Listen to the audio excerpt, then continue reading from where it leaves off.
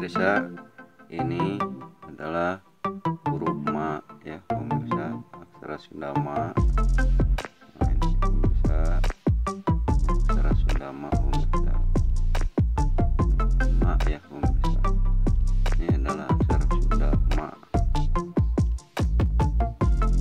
Kemudian ini aksara Sunda na pemirsa. Nah, bagaimana supaya tinggal n-nya saja? Ini aksara Sunda na, tapi bagaimana supaya tinggal n-nya saja pemirsa? Nah, untuk n-nya saja ini beri tanda baca pamae ya, jadi bacanya man. Kemudian ini aksara Sunda ca pemirsa.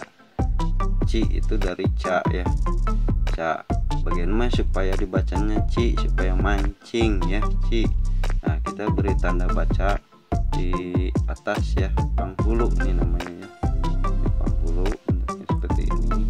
Nah, ini dari ca jadi ci ya pemirsa, ca jadi ci ya, karena ada tanda panghulu ya pemirsa. Bagaimana supaya ada penambahan cing ya, mancing ya. Nah, seperti yang telah disebutkan terdahulu ya, untuk penambahan huruf ng itu pada aksara Sunda kita beri tanda baca panyecek ya, bentuknya bulat begini ya, panyecek ini untuk menambahkan huruf ng ya, supaya dari ci ini jadi cing ya. Nah, ini ada tulisan aksara Sunda mancing ya, ikan ya, ikan. Nah, ini berarti i itu vokal aksara Sunda ya pemirsa.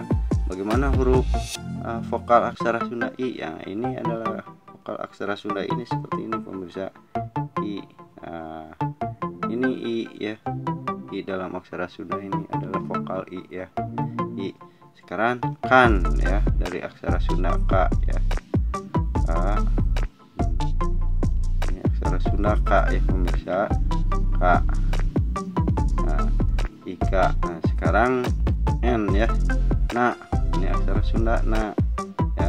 Bagaimana supaya tinggal n? Nah, ini supaya tinggal n-nya saja ya, jadi tidak na, ini na aksara Sunda na. Bagaimana supaya tinggal n-nya saja pemirsa? Tinggal n-nya saja, kita beri tanda baca pamai di sini ya. Nah, jadi bacanya ikan ya, jadi ikan, tulis ikan aksara Sunda seperti ini. Ini mancing ya, mancing ikan.